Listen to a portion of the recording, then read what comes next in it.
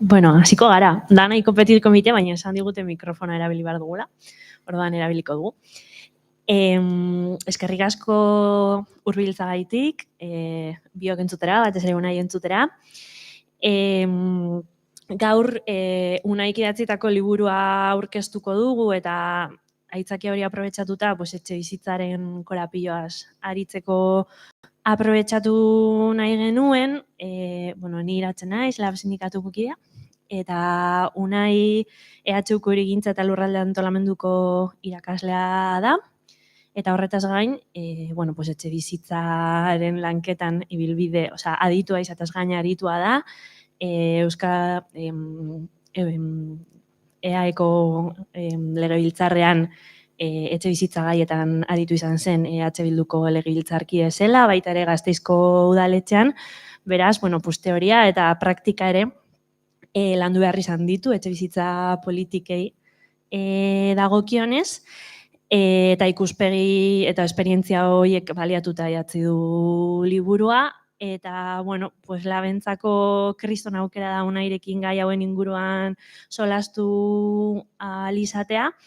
Alde batetik uste dugulako behar genuela Euskal Herriaren begiradatik idatzita zegoen liburu bat.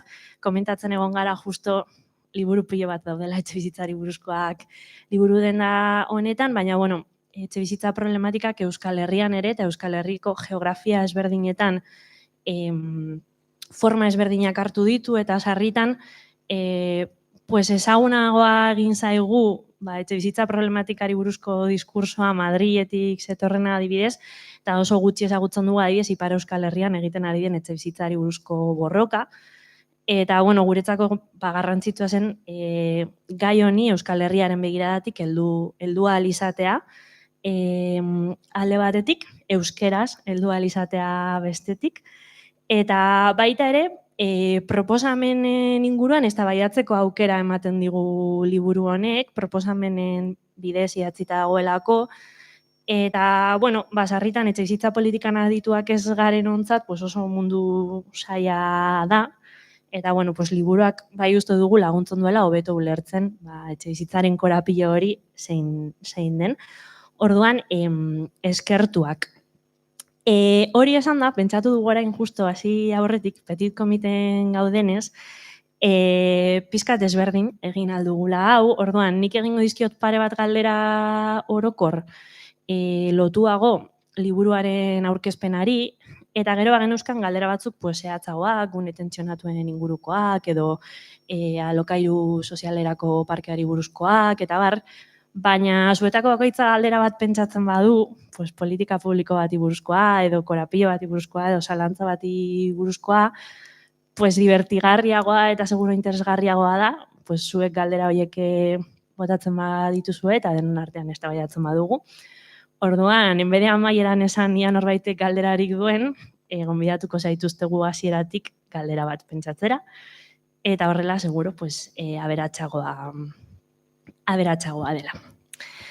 Eta, lehenengo galdera, edo botako nizuken lehenengo galdera da, guk azaldugu pizkat zergaitik zen guretzako garrantzitsua horrelako liburu bat existitzea, baina, zergaitik liburu bat eta zergaitik horrelakoa, ez? Kaixo, atxaldeon guztioi, eta eskerrik asko tortzeagatik, iratxeri noski, eta labe sindikatuari antolatzeagatik main inguru hau. Plazer bat da hemen egotea, Iruñean, eta espero dut parkatuko didazuela, hanka sartzen baldin badut, hemengo etxe bizitza politikei buruz ez ditut hainbeste kontrolatzen EAEkoak bezainbeste, eta gaia oso teknikoa da zenbait kasutan, baina nik uste ere, badaudela zenbait orokortasun ere partekatzen ditugunak, eta zentzu horretan, iratxegia esan du, arrazoietako bat liburu hau egitea da, hain zuzen ere, azken boladan, liburu desente ateratzen ari dela etxe bizitzaz, baina Euskal Herriko begiradarekin nahiko gutxi, ezta? Egia da badagola Euskal Herritarren baten liburua, baina nik uste gehiago dagoela idatzita beste parametro batzuetan eta Madrilgo eta Bartzelonako errealitatetik, han esate baterako ezberdintasuna handi bat da askoz ere alokairu gehiago dagoela, etxe jabe handien eta putrefuntsen arazoa askoz handiagoa da hemen baino, eta gero inoiz ez dituzte aipatzen bidasoatik iparraldera gertatzen diren gauzak, eta nik uste zenbait kontu nahiko interesgarriak gertatzen ari direla azken boladan, esate baterako orain ari gara hemen area tensionatuen kontuekin, baino han ja abendutik badauzkate alokairuak mugatuta, edo beste kontu batzuk, ezta, pisu turistikoen aurrean, nahi baizue, gero komentatzen ditugu. Zergatik egin dudan liburua, hori esateaz gain, nik uste niretzat oso momentu ona izan delako, egon naizelako politikan lau urtez, eta han ikusitakoak eta ikasitakoak iruditu zait garbi ira pasa nitzakela, politikan zaudenean, eta ni oposizioan egon naizenez gainera, beti zaude ia erreakzionatzen, etengabe, eta beste batzuek eramaten dute, ez dakit, alor propositiboagoa edo, eta zailagoa da horri aurre egitea modu propositiboan, eta iruditu zaite momentu hona zala, hain zuzen ere hori egiteko, eta horrexegatik liburuan, zuzenean, ez dakit ondo ala gaizki egin dudan, baina zuzenean antolatu nahi izan dut soluzioetara pasatuz, ezta? Uste dut arazoa nahiko argi dagoela zein den, hemen denok ez daukagula etxe duin baterako sarbiderik, eta zentzu horretan iruditu zaite antolatu behar nuela ja liburua soluzioetan. Eta orduan pentsatu dudana izan da,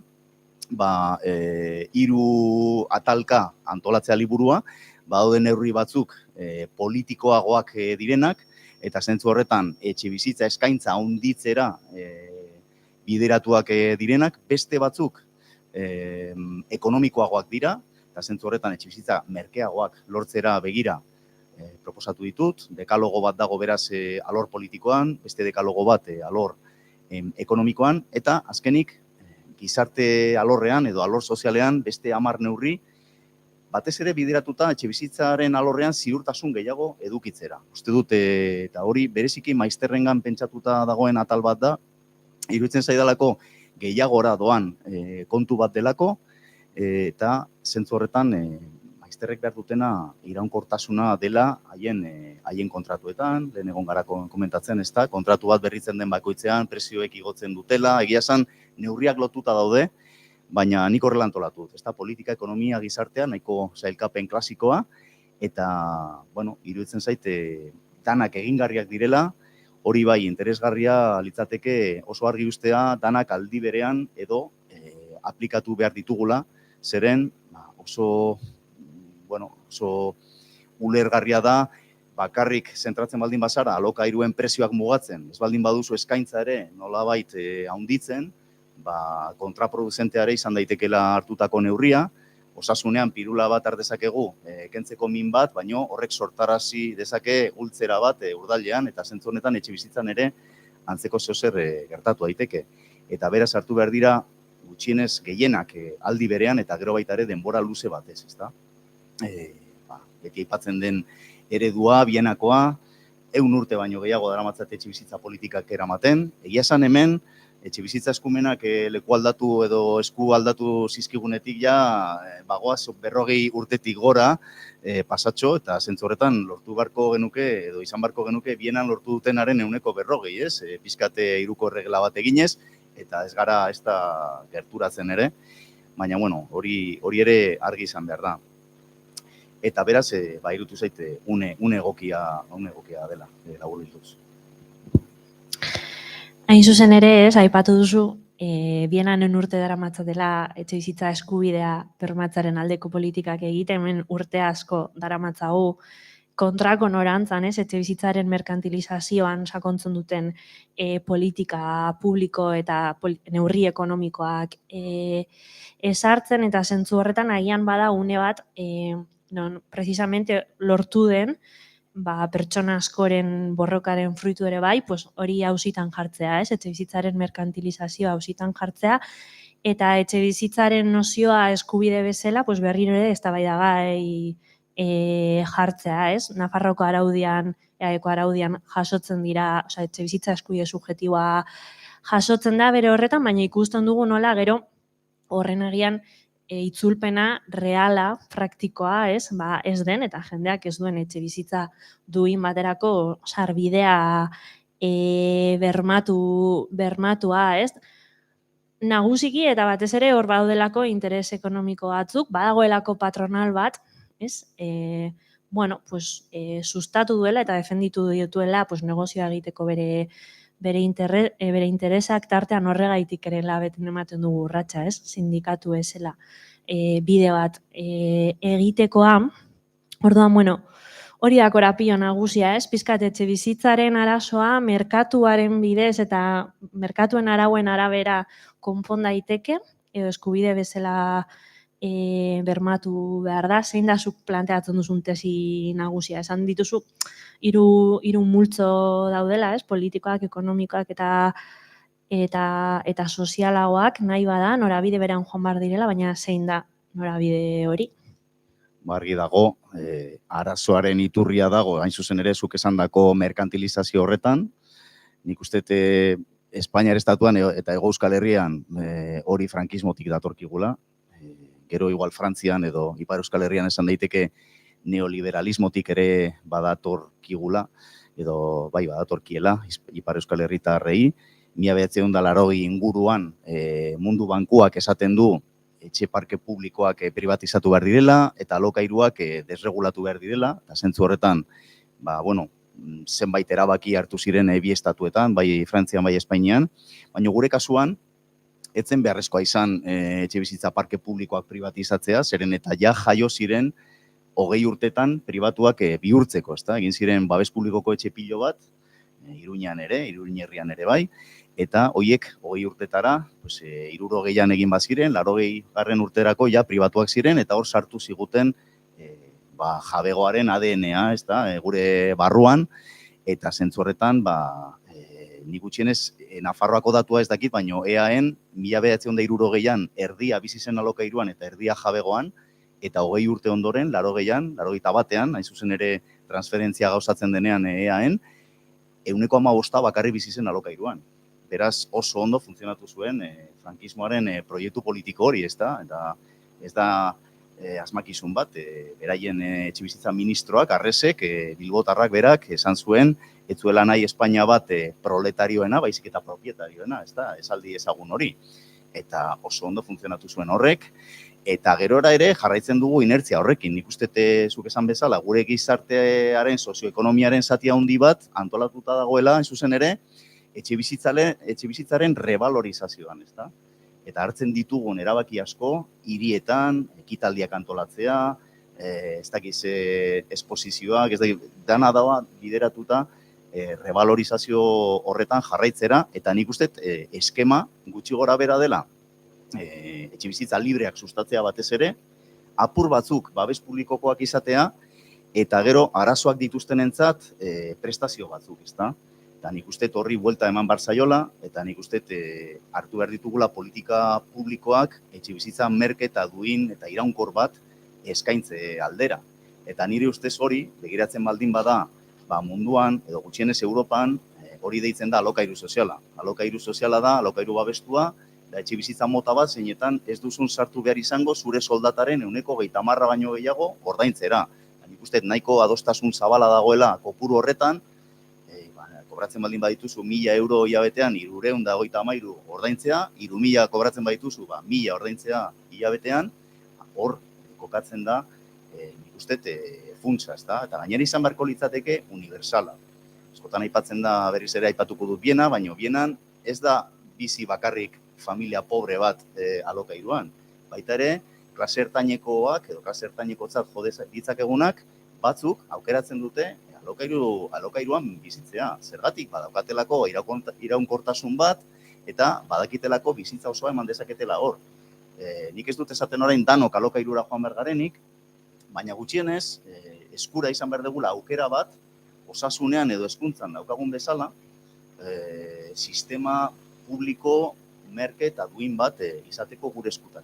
Hori, nik uste hor jarri beharko genukela helburua, igual ez nago ezer iraultzailea esaten, baina uste dut administrazio publikoek ez dutela jartzen hori helburu bezala, igual jartzen dute helburuaren portzentaje batean, eta gero ikusten dituzu dirua sartzen dutela neurri batzuetan eta kontrako norabidean doazen beste neurrietan, nik uste hori ez dela produktiboa, ez dela lortu beharko genukena, eta nire uste zer da lortu beharko genukena, hemendik 10 urtetara Europako batezbestekora ailegatzea alokairu sozialera dagokionez. Horrek zer esan nahiko luke? Oraintxe bertan Europako batezbestekoa badago etxebizitza guztien 11% gutxi gorabehera alokairu sozialekoa da, bidasoaren iparraldera dauden etxe kopurua alokairu sozialari dagokionez 11%koa da, eta hegoaldera aldiz 2,5 da EAen eta Nafarroan 2,1 inguru. Beraz, laukoiztu barko genuke nire ustez alokairu sozialeko kopurua. Hau oso lotuta dago esate baterako gazteen emantzipazioarekin. Ipar Euskal Herritarrak joaten dira gurasoen etxetik 5-6 urte lehenago hego Euskal Herritarrak baino. Ikaragarrizko ezberdintasuna da, behar bada beste arrazoi batzuk egon daitezke atzean, igual kulturalak, ez dakit. Baina ez daukat zalantzarik etxebizitzaren afera oso lotuta dagoela horrekin, eta zentzu horretan ikusten gazteek han daukate eskura kopuru handiago bat, alokairu merke bat, gutxi gora bera, edo alokairu merketzat jo daiteken etxebizitza batzuk dauzkatela Euskal Herritarrok dauzkagunak baino, ezta? Eta gero, badago beste kontu bat, eta da oraintxe bertan, behar bada, etxebizitzaren revalorizazioa ez da arazo bat, etxe bat ja daukagun ontzat, edo hipoteka batean sartu garen ontzat, baina bai gazteentzat noski lehen aldiz etxe bat erosi behar dutenentzat izugarrizko arazoa da, eta izugarrizko arazoa bilakatzen ari da alokairu librean daudenentzat. Beraz, uste dut, hor, zenbait neurri hartu behar ditugula, zeren jendea alokairu librean oso gaizki pasatzen ari da, eta konturatzen ari dira, azken 10 urtetan batez ere zailtasun handiak daudela etxe bat lehen aldiz erosteko. Eta nik uste, dano kontziente garela, zuk esandakoa, batez ere burbuilaren adreiluak estanda egin zuenetik,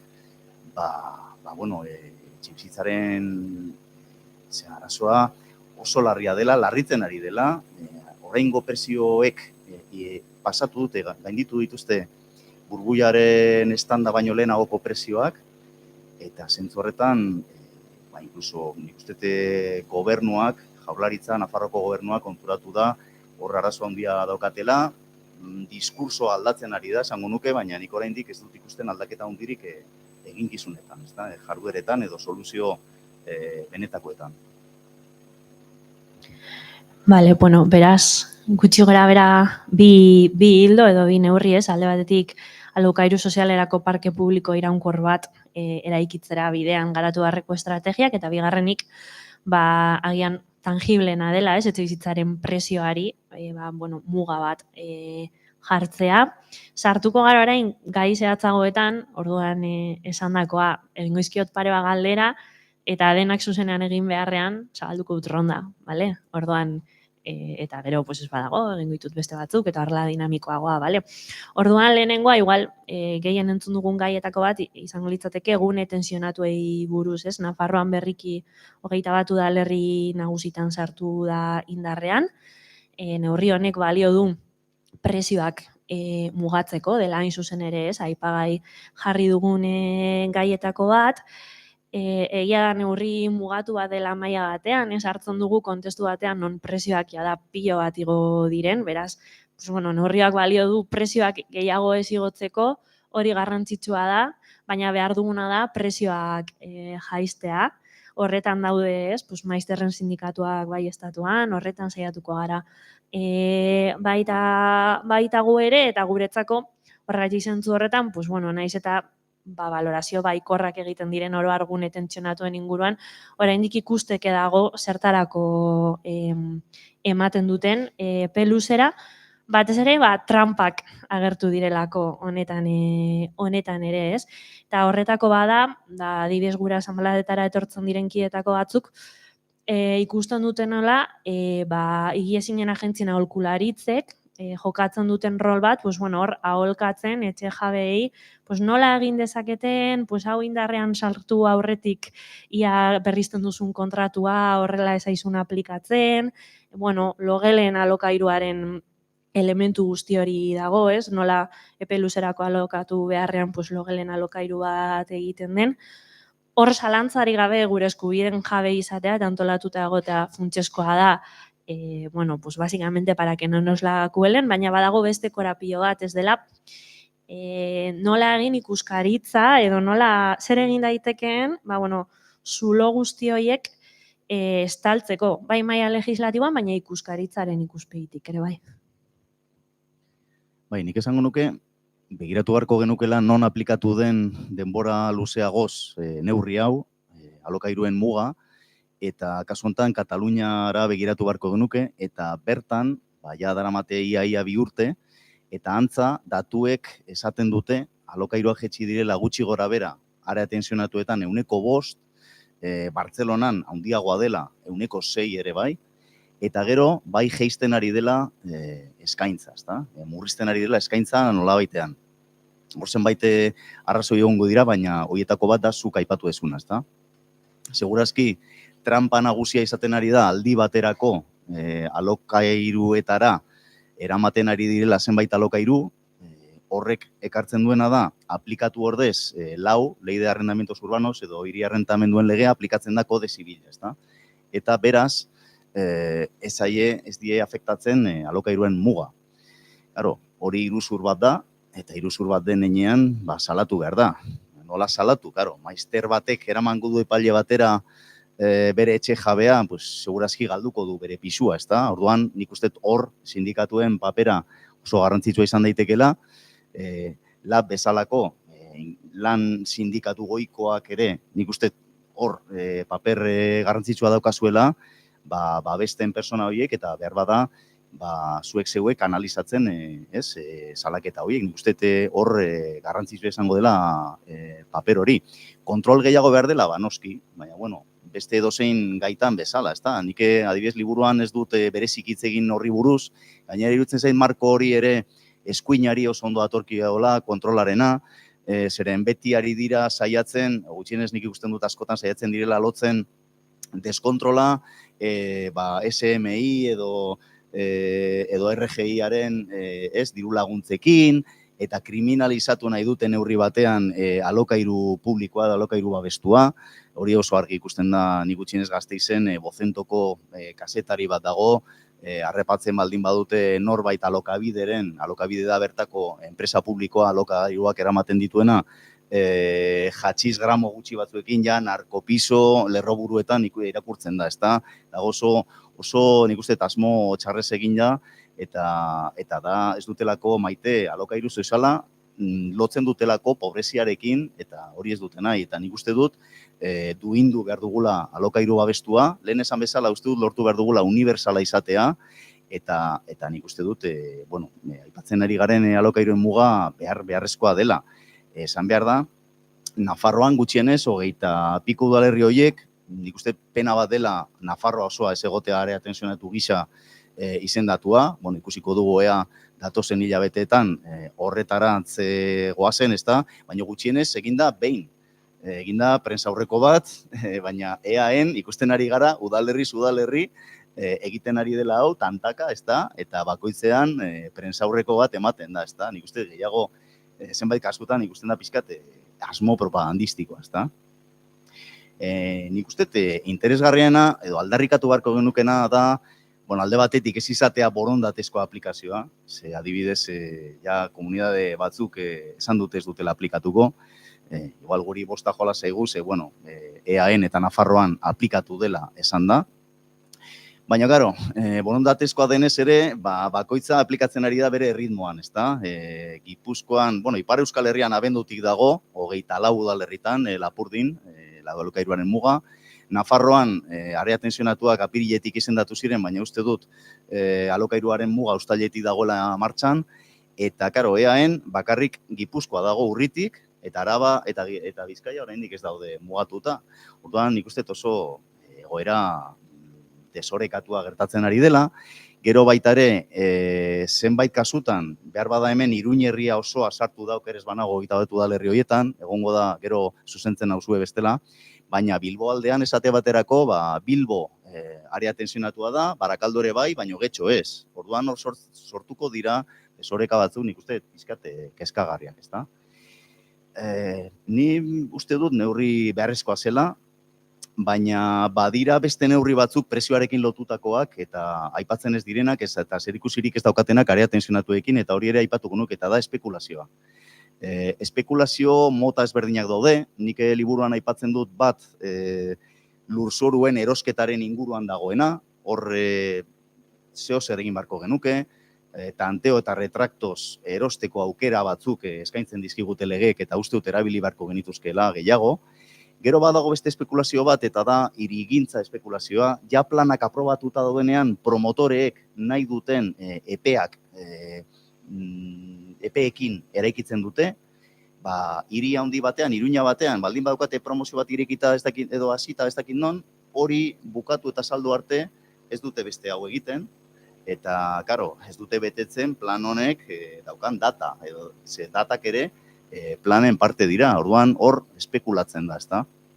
Nik uste, interesgarria izango zala, zoruen desklasifikazio automatiko bat egotea, hainbat urtez garatzen ez diren promozioetan, ezta? Nik uste tantzeko zeo zer dakazula Nafarroan udalerriz gaindiko lurralde plan sektorialetan, PESIS famatuetan, hor administrazioak, gobernuak badauka aukera, nahi badu, kadukatuta edo iraungita bezala izendatzeko PESIS bat, uste Dianan adibidez, bazegoen golf zelai bat eta urbanizazio bat horren inguruan eta hori kadukatutzat edo iraungitzate jozen, beste batzuk ez dira, adibidez Gendulaingoa oraindik martxan dago, eta aspalditik dago planifikatuta, nahi dutenean aktibatuko dute, igual gero kontatzen diazue zerbait horren inguruan, ze hori ere aipatzen dute liburuan.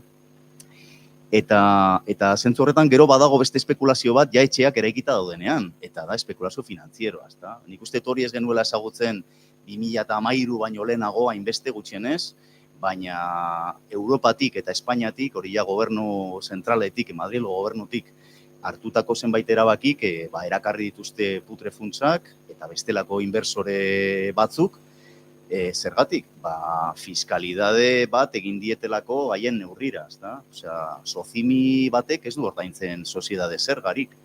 Eta hemen lan egiten duen edozein enpresak, bai, ezta? Orduan zentzu horretan, badago, eta baude kasu gehiago, Golden Visa izeneko gauza bat egon da, ezta? Erakartzeko kanpoko finantzak erosteko etxe bizitzak, ez? 500.000 eurotik gorako etxe bizitza bat erosten baldin bazenuen, herritartasuna saltzen zitzaizun labur esan da. Nahiko harrigarria da, ezta? Batzuk botatzen ditugu, migrante batzuk eta beste batzuk alfombra gorria jartzen zaie, ezta? Argi dago eskubide batzuk eros daitezkela hemen. Eta zentzu horretan espekulazio hori finantzieroa ere ikutu beharko dugu, desmantelatu beharko dugu, desmerkantilizatu beharko dugu, eta nik uste horretan sindikatuak eta borroka soziala oso garrantzitsua izango dela.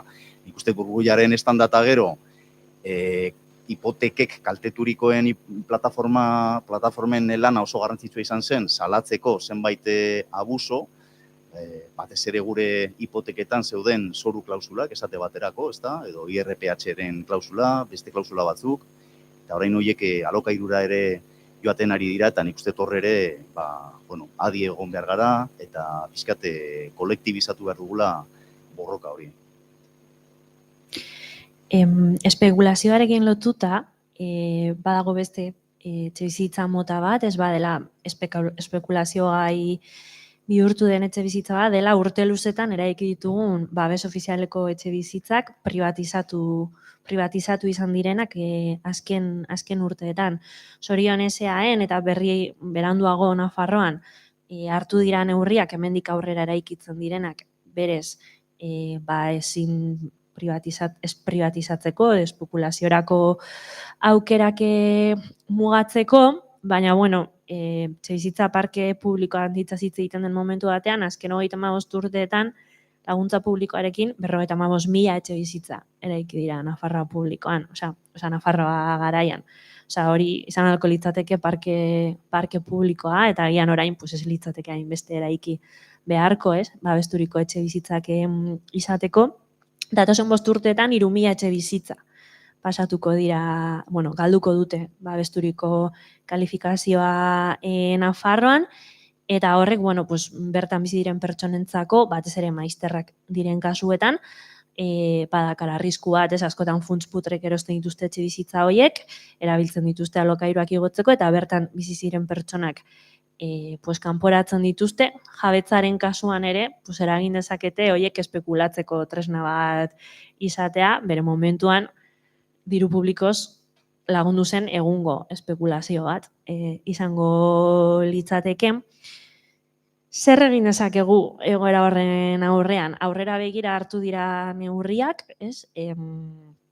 Hemendik aurrera ikitzen direnek ez dute babes sozialeko kalifikazio hori galduko, Nafarroaren kasuan 2022tik, baina 3.000 etxebizitza galduko ditugu babes publikokoak Nafarroan datozen 5 urteetan.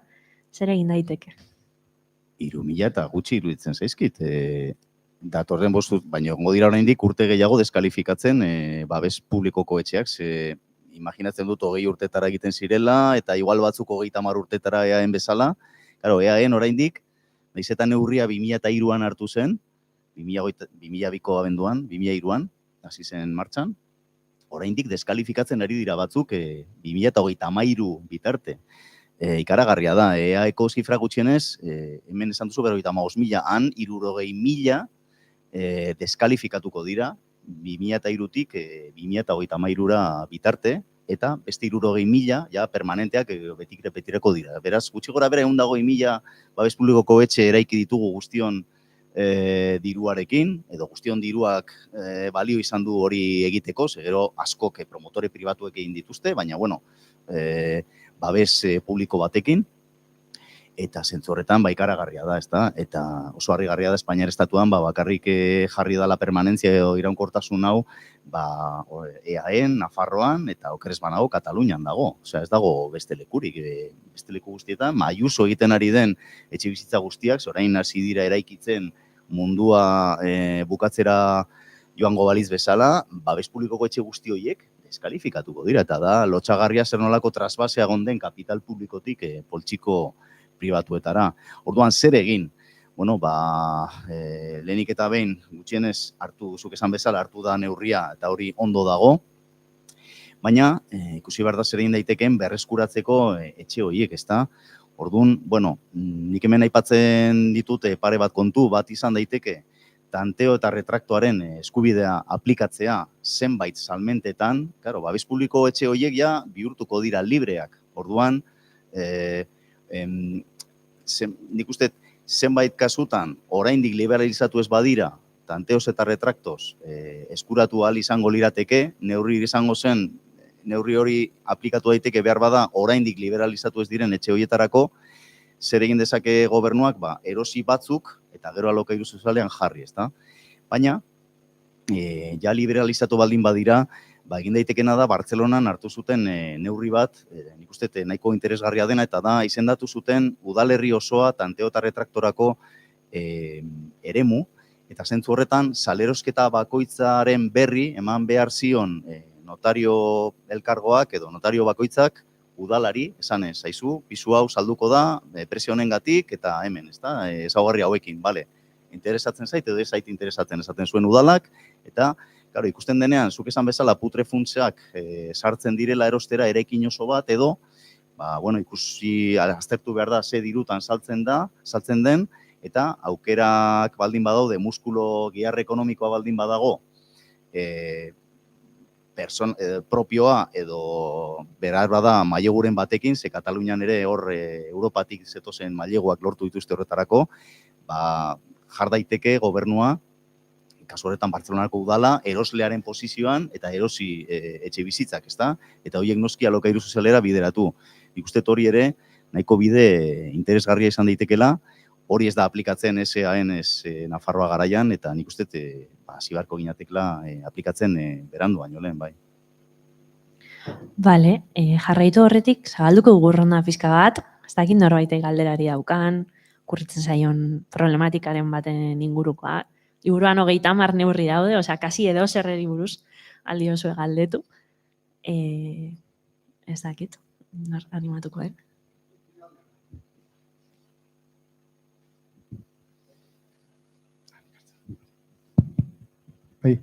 Lehenbizikoa da Etxebizitzari dagokionez, etxebizitza politikak dira bai Nafarroa bai Euskal Autonomia Erkidegoaren eskumenekoak, orduan gustatuko litzaidake jakitea zure iritzia nolako araudia dugunaren gainean. Bere egunean, gogoan dut onartu zenean EAEko etxebizitza legea, iragarri zen lau haizeetara etxebizitza izango zela aurrerantzean eskubide subjektibo, ni ez naiz gaian aditua, baina realitatea da eskubide subjektibo bezala aitortzen dela, baina oso eskubideen titularra dagoen aurreikusia arauan oso murritza da, oso baldintzapen gogorrak ezartzen direlako, ez? Orduan, gustatuko litzaidake zure iritzia jakitea horren gainean, ze teorian bederen aukera genuke politika aurrerakoiak esan dezagun, edo ezkerrekoak egiteko etxebizitzan hori bat. Eta bigarrenik, baloratzea, ezker independentista lehen indar municipalista dela esaten dugu askotan. Eta sentsazioa dut, naiz eta legegintzaldi bat, 2 edo 3 ematen ditugun alkatetzan, ez dugula asmatu orain arte bederen politika propio bat garatzen, herritarrek perzibituko duena benetan, gai garela atera bide bat topatzeko etxebizitzaren problematikari, ez? Nik gogoan dut duela, zenbait aste edo hilabete, iragarri zen Gipuzkoako udal bat, ez dut orain oroitzen, tasatuko zituela oso gogor etxebizitza hutsak, ez? Baina, karo, azaltzen zen kasi adibide bakar bezala, ez? Eta nire galdera da, zergatik demontre ez ditugu tasatzen EH Bilduren udaletan etxebizitza hutsak, pero adoblan, eta bidaltzen dugu mezu politiko potente bat, ez? Edo oso esperientzia politak badaude, eta aurrerako inkluso iraultzaileak, okerez banaiz horeretan ematen ari dira hainbat urrats, baina dirudite loretxo bat olako basamortu batean. Orduan, bigarren galdera da, zer egin daiteken udaletatik eta egiten ari garen aldena udaletatik. Bueno, etxebizitza eskubide subjektiboarena arrazoi dezu saldu zala oso modu, ez dakit, zaratatsuan, gogora dezagun Erkorekak garai hartan, EAJ-ko politikari garrantzitsua izan da esan zuen mundu mailako dei efektua sortuko zuela etxebizitza eskubide subjektiboa aitortzeak.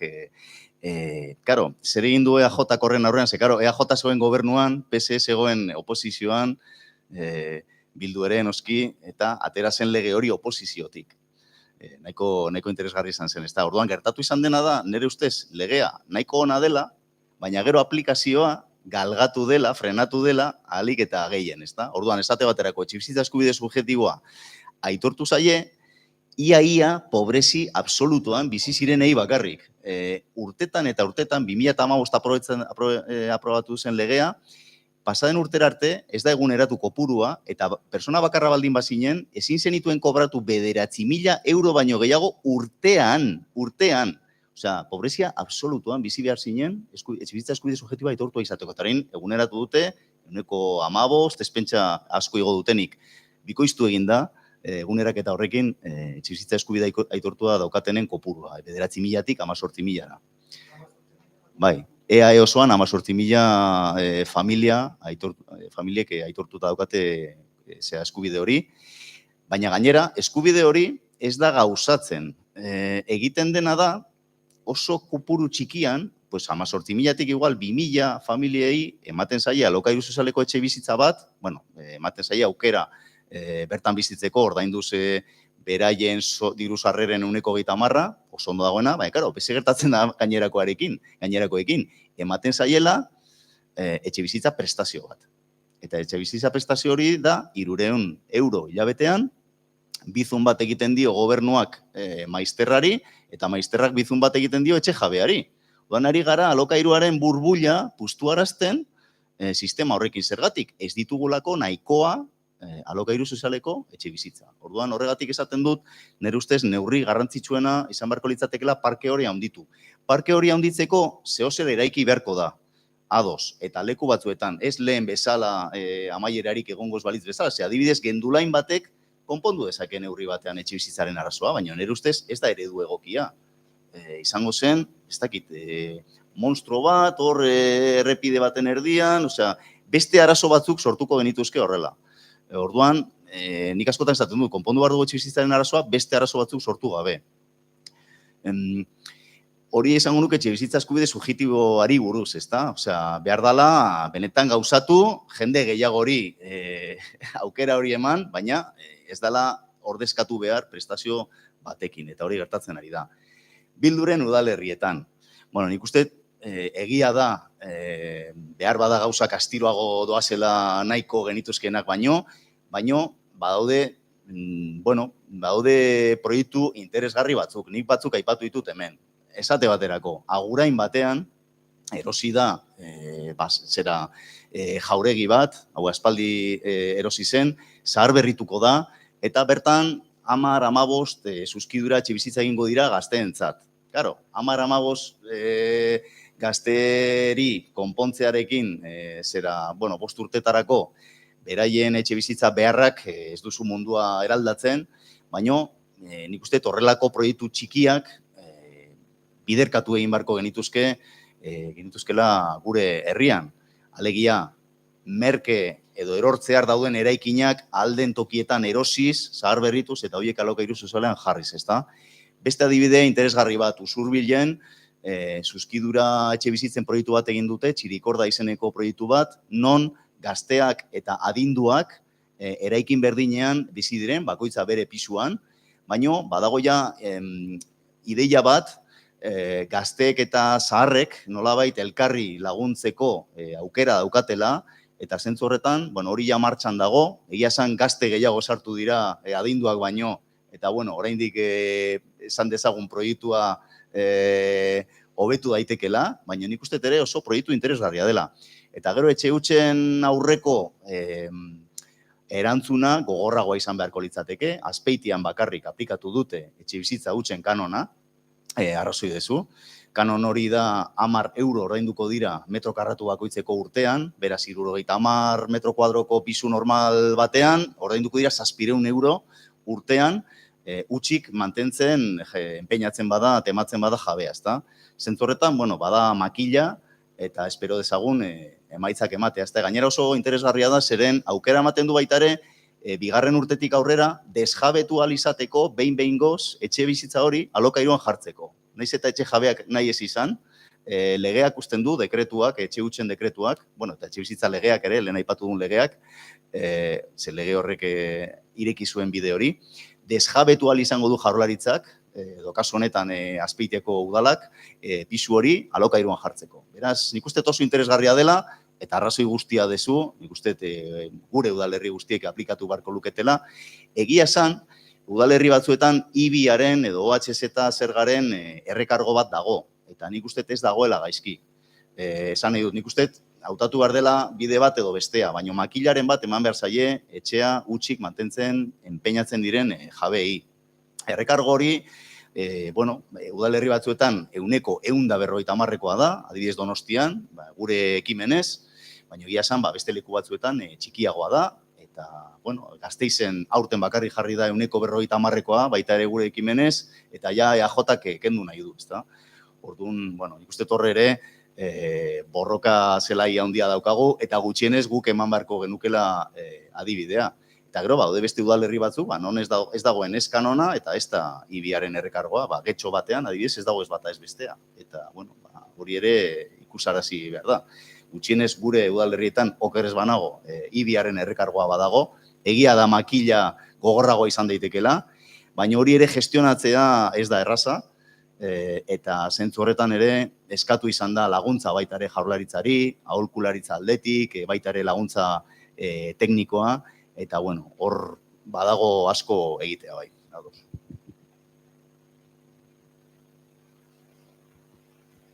Kaixo, nik ere aprobetxatuko dut, zaudela, galdera batzuk egiteko. eskerrik asko tortzagatik eta azalpen hauengatik. Lehenengo, eman nahi nituzke Nafarroan dauden datu askoren artean, 3 datu niretzako behintzat oso deigarria dienak.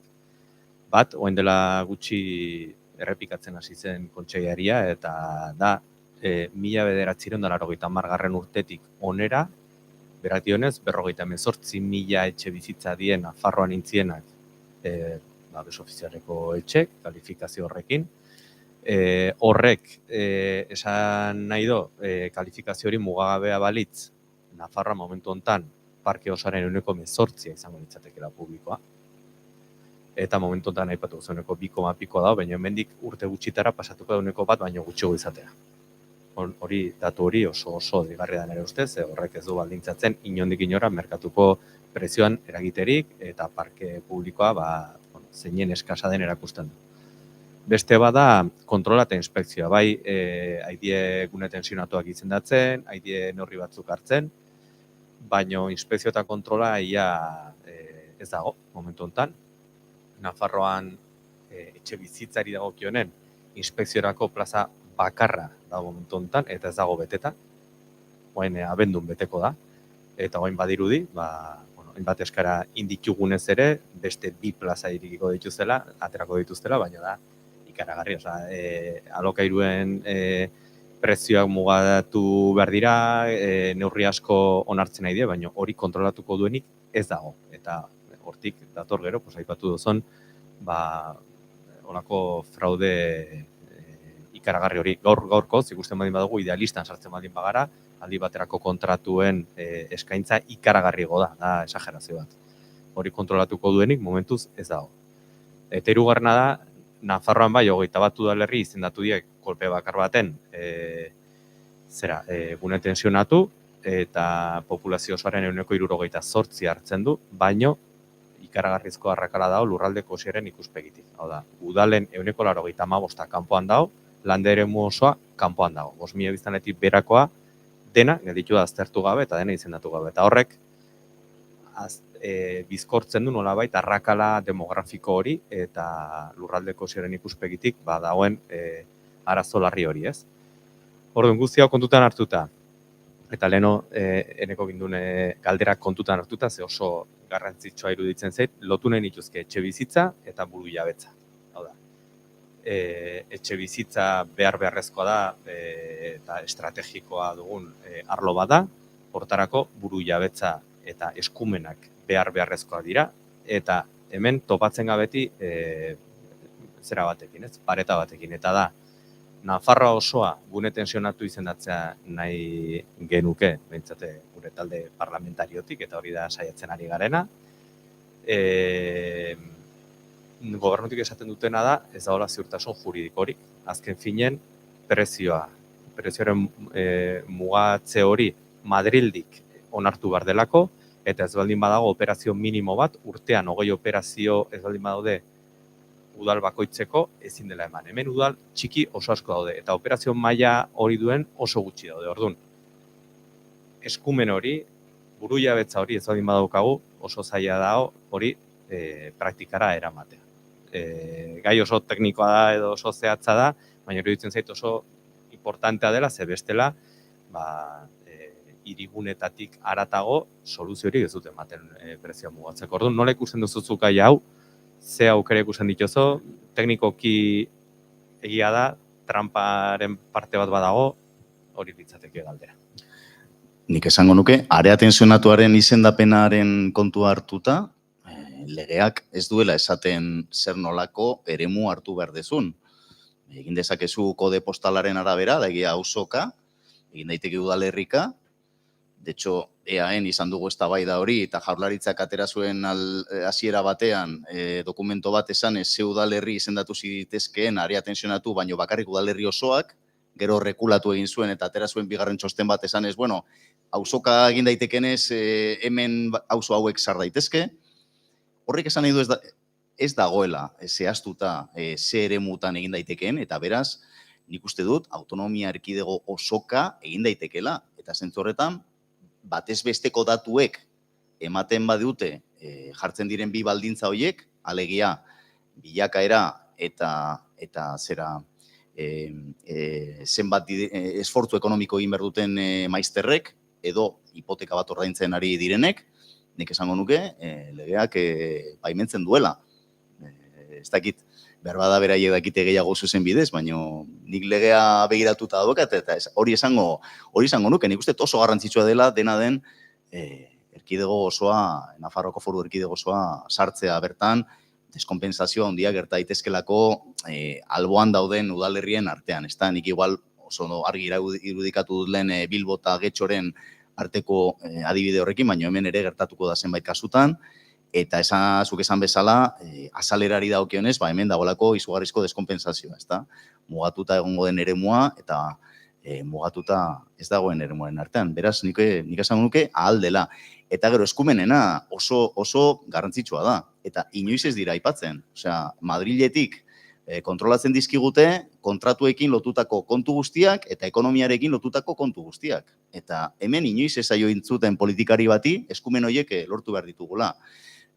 Gutxienez, EAen guk entzuten dugu, abiadura handiko trenaren ez dakize obra pasatuko zaiola Jaurlaritzari, ez dakit portuetako ez dakize eraikin ere pasatuko zaiola, baina inoiz ez da esaten, adibidez, lehen aipatu duan lei de arrendamientos urbanos, hori zergatik ez daukagu eskuordetuta, zergatik ezin dugu guk geurea egin, zergatik ezin ditugu alokairuak mugatu geureko dezibilean oinarrituta, esate baterako, bai Nafarroakoan eta baita EAEkoan, Katalunian saiatu ziren hori egiten, eta konstituzionalera eraman zuen PPek, eta arrazoia eman zioten PPri.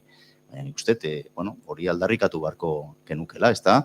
Eta gero, pisuen salerosketaren atzean dauden agente pilo bat, araututa daude Madriletik, osea, ez bakarrik bankuak, lege hipotekarioak esate baterako, tasadore batek esaten duenean zure pisuak zenbat balio duen, eta fijatu zaitez ze garrantzitsua den hori hipoteka bat eskatzeko, hipoteka bakarrik emango dizute tasazio balioaren 80%, ez baldin zaitu abalatzen norbaitek, orain EAen Jaurlaritzak abalatuko ditu batzuk etxeak erosteko, iruditzen zaidana lotsagarria. Baina, tasadoreen legea Madriletik egiten da, gero erosten baldin baduzu etxe bat, notario batek emango du fedea, hori ere Madriletik, da funtzionario espainiar bat, notario bat, eta atzean dauden jabetzaren erregistroak, baude agente pilo bat, eta horiek guztiak Madriletik kontrolatzen dira, eta inoiz ez da esaten ze garrantzitsua litzateken hori hemendik arautzea, ez da? Nik uste hori, diskurso hori, joan behar garela indartzen, gorpuzten eta azaleratzen, bai, oso ados. Bueno, ez dakit beste galdeari dagoen, gutxi gora bera 50 minutu goazelako hemen, eta plana zen gutxi gora bera, ordu bateko zerbait egitea, orduan azken aukera, bestela itxiera emango diogu.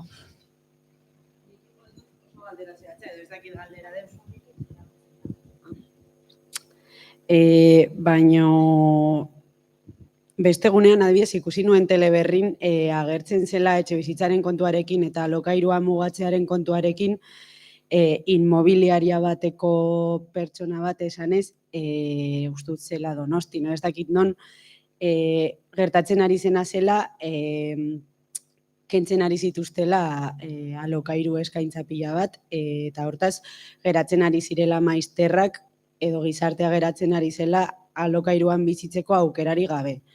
Orduan, alde batetik uste dut horrelako diskurtsoek likatzen dutela asko eskuinaren markoa eta pizkat beldurretik edo beldurra sartzen dutela politika hauen kontra gizartea kokatzeko, baina nire galdera da uste duzun hori gertatu aldela edo gertatzen ari dela, eta egia izatekotan, hau da, benetan gertatzen ari baldin bada, alokairua mugatuz eskaintza pila bat jeisten ari dela, zein den, nola egin aldiogun horri aurre edo nola hartu aldugun, nola aurreratu algaren gertakari horri uste dudalako, ez dakiten, nik ez dut atope ezagutzen ez da ere Nafarroko etxe bizitza egoera, baina uste dut hau gertatzen dela asko, jabetza denean pertsona individualena eta ez aldiz pues como funts putre oso handiena, edo ez bakarrik horrelako kasuetan, baizik eta gehiago eskaintzak kentzen dituztela, edo hori zen jartzen zuten marko arroio pertsona batek ikusten du bere etxea merke jarri bar duela, eta hortaz nahiago du utzi etekinik ez ateratzea baino. Eta bizgartatik.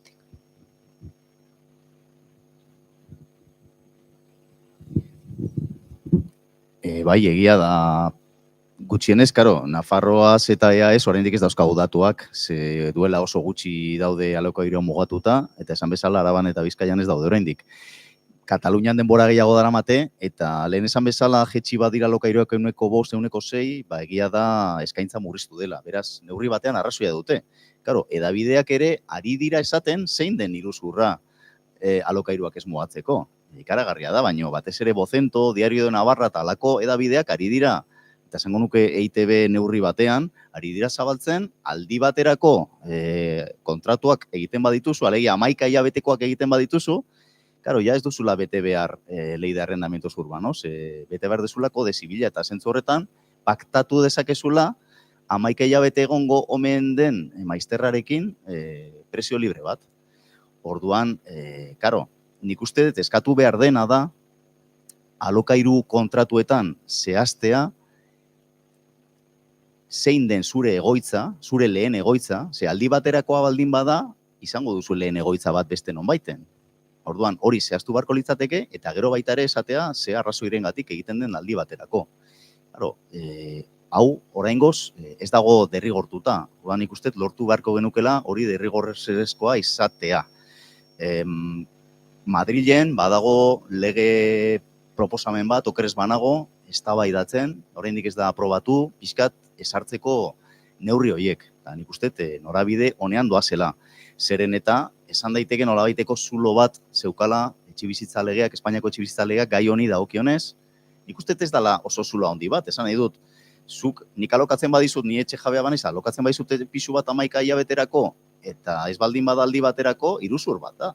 Esan nahi dut, zuloa, bueno, egia da zuloa txikitu daitekela, orduan goazen txikitzera, eta gero goazen ere, kolektiboki erantzutera eta salatzera etxe jabe horiek. Nik uste hor, nik uste sindikatuek paper polita egin dezaketela lehen esan bezala. Nik uste bi helduleku horiek daude, ezta? Zulo hori txikitzea, lege berri baten bidez, edo legearen aldaketa baten bidez, esartzeko derrigortasuna esateko zein den zure lehen etxea, eta zergatik zauden aldi baterako pisu horretan, eta bestea borroka soziala, ezta? Borroka kolektiboa. Bale, beste galderarik? Bale, venga, azkena. Sindikatu Hegoterseko lagunek esaten ziguten egia dela Bartzelonan jeitsi egin dela eskaintza, baina beraien ustez jeitsi egin da mugikortasuna ere jeitsi delako legeari esker, edo esarri diren neurri berriei esker. Eta hori ere ona da, horrek esan nahi du, jende gutxiago geratzen ari dela, kalean botata, ezin dietelako igo gehiago alokairua. Arrazoi hori ematen ziguten, ez? Eta hori, hasiera batean, positibotzat jo beharko genuke.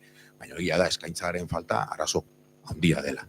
Oso ondo dago apreziazioa, legearekin area tensionatu batean, area tensionatua ez den leku batean alokairuak 5 urterako dira Espainiar estatuan, etxe jabea handia baldin bada 7 urterako, baina lege honekin, etxebizitza legearekin, Espainiar etxebizitza legearekin 3 urte gehiago egon daitezke maizterrak etxeetan, beraz 5 gehi 3, 7 gehi 3, etxe jabea handien kasuan, beraz, Jaimek esan bezala, eskaintza murrizten da, ze jendea dago bizitzen pisu horietan. Behar bada orain mugimendu gehiago dago, idealistan iragarki gehiago egondi izan dira orain arte, kopuruak edo urte horiek murritzagoak izan direlako, ezta?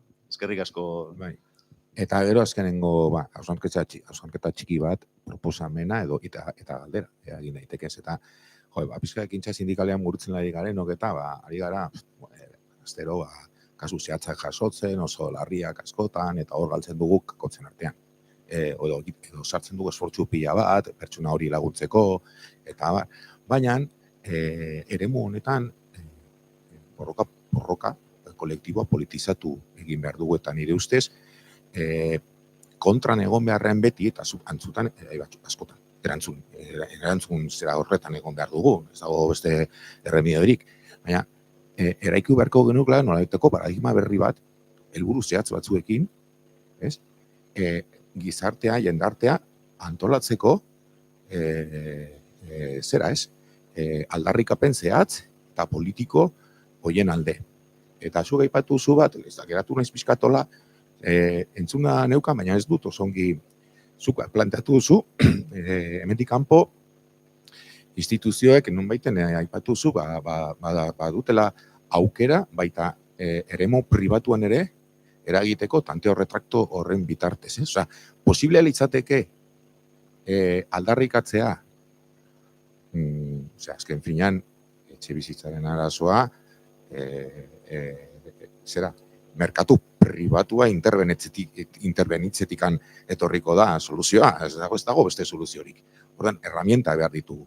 Beraz, aki zaila dela, baina, esan genezaken, aizue, hemen ez dago beste modurik, negozioarekin amaitzeko eskuartze bat egon behar da, instituzio publikotatik, eta proposatzen dugu hemen ja ez dela salduko merkatu pribatua, merkatu librean esaten den horretan, etxe bizitza bat gehiago. Eta pasatu behar da, gero instituzioak ez dute dirurik erosteko zea guztiak, baina horrek ematen digu aukerak beste proposamen batzuk egiteko, jendea antolatzeko kooperatibetan,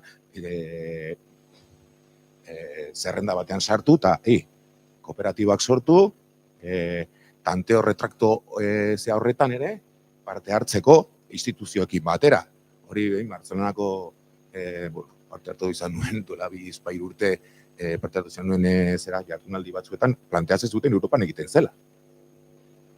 Segitu eskubidea, sortzi duz kooperatibak, eta gobernuek igual ez dute dirurik papatean erosteko ez dakizen milaka etxebizitza, baina segitu egiten die eskubidea kooperatiba hoiei, eta zuzaude apuntatuta, gaztea zara, ez dakizer, noizbait sartu nahiko zara saltza horretan, eta kooperatibetan, eta badaudela neurriak eta aukerak, baina nik uste dut, eraiki beharko genukela, horrelako proposamen potolo bat, eta horren inguruan politizatu eta antolatu jendea. Erabat ados, eta gainera, azkena esan dezuna, martxan dagoia Katalunian. Katalunian, kooperatiba batek, hango gobernuaren laguntzarekin, joan daiteke enkante batera, eta erosi salmentan dagoen terreno bat, eta baita ere tanteo retrakto aplikatzeko, eta hemen aipatzen dut kasu bat Reusen, Sostresibik kooperatibak, tanteo eta retrakto bidez, jartzen da eroslearen posizioan, eta gero, erabilera lagapenean, ematen die bere kooperatibistei etxe bizitza bat. Orduan, badaude adibideak egin daiteke, eta nik uste zuk esan bezala, bultzatu beharko genukela, halakoak gehiago egizitezen hemen, erabat ados.